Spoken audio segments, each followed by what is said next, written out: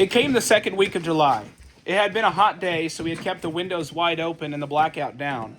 For once, I'd fallen into a sound, dreamless sleep. Whoop whoop, whoop whoop, whoop whoop. The sirens at the airfield wailed, louder and louder.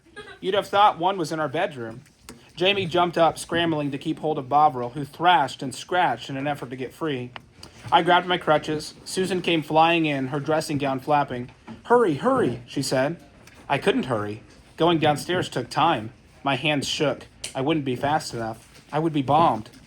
Jamie ran ahead, but Susan waited for me. It's all right, she said. Don't panic. Across the living room, out the back door, Jamie ducked into the Anderson shelter and stuffed Bovril into his basket. The cat howled. He sounded like a baby screaming in pain. I stood at the door of the shelter. I'd never yet gone inside. I hated it. It scared me. It was so much like the cabinet under the sink at home, the one with the roaches. I could never see them or stop them. Ada, Susan said behind me, move. I couldn't do it. I couldn't go inside, not into that damp shelter that smelled exactly like the cabinet, not into that darkness, not into that pain. The siren wailed. Jamie shouted, Ada, hurry! A noise like the plane exploding. Bombs. Real bombs. Here in Kent.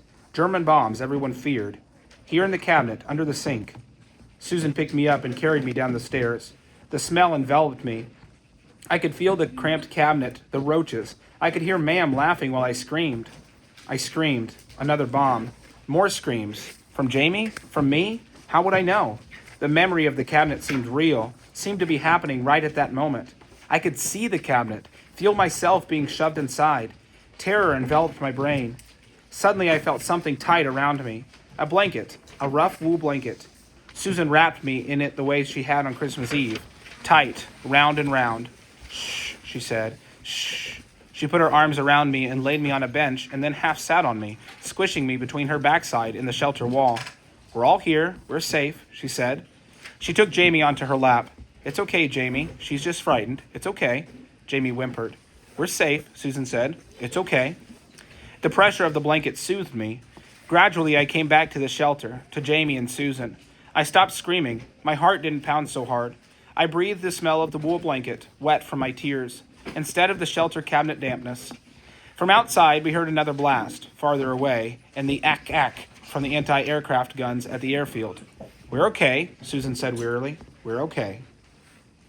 When the all-clear sounded 2 hours later, Susan and I were still wide awake. Jamie had fallen asleep on Susan's lap. She carried him back to the house. I walked beside her, trailing the blanket like a cape. We lay down in the living room, too worn out to climb the stairs. Late the next morning, when we woke, Susan said, Ada, there will be more bombs. We will have to go into the shelter. You'd better get used to it. I shuddered. I couldn't imagine doing that again. What set you off? Susan asked. Ma'am's cabinet. The way it smells. I made myself go somewhere else in my head, fast, before panic overwhelmed me. Butter. I imagined writing butter. Susan tapped my chin. We can change the smell. She went to the market and bought aromatic herbs, rosemary, lavender, and sage. She hung them in the shelter, upside down from the edges of the benches, and their smell filled the little room, even after they were crumbly and dry. I couldn't smell the dampness anymore. It helped. I still panicked. Susan still always wrapped me in a blanket, but usually I could keep from screaming, and I didn't actually see the cabinet in my head. It was still awful, but I didn't frighten Jamie. That was important because we went into the shelter nearly every night from that first time. The Battle of Britain had begun. Hitler had figured out he couldn't land his invading army until he'd conquered the Royal Air Force. Otherwise, our planes would bomb his ships and troops while they were landing. Once he'd gotten rid of our planes, invading England would be easy. The Germans had a lot more airplanes and pilots than the British did. They had different kinds of planes, though, and their fighter planes had shorter ranges than ours. This meant that they could only reach the southeastern corner of England before they had to turn back for more fuel. They could only shoot out our planes and bomb our airfields in Kent. The airfields were their main targets. Every plane they destroyed, whether in the air or parked on the ground, brought them one step closer to invasion. Every runway they destroyed gave our planes one less place to safely land.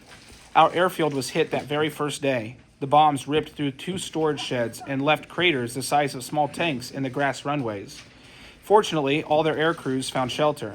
Once the all-clear sounded, the crews worked through the night, shoveling debris into the blast holes. By morning, planes could safely land again. It was July, and the world was green and lovely. I rode Butter through fields of waving grass, up our hill to where I could see the blue sea glittering in the bright sunlight. Wild roses grew in the hedgerows, and the air felt heavy with their scent. The breeze blew, and I could feel perfectly happy, except that now I always watched for planes as well as spies. They hadn't come in daytime yet, but I knew they could. Susan didn't like me riding out, but she didn't want to forbid it either. Our home was so close to the airfield, I figured I was safer farther away. When I said so, she looked grim. "I should send you away," she said. It was hard enough to cope with Susan. How would I ever cope without her? What if we got sent back home?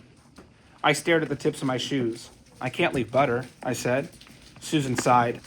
"You survived without a pony in London." I lifted my gaze to look at her. I had survived. Maybe. Could I do it again? Back in that one room, I hadn't known all I was missing. "I know," Susan said softly. "It's why I'm keeping you here." "There's things worse than bombs," I said, remembering what I'd heard her say before. "I think so," Susan said. "And Kent's a big place. They can't bomb every inch of it." But she looked out the window toward the airfield, and her eyes creased with worry.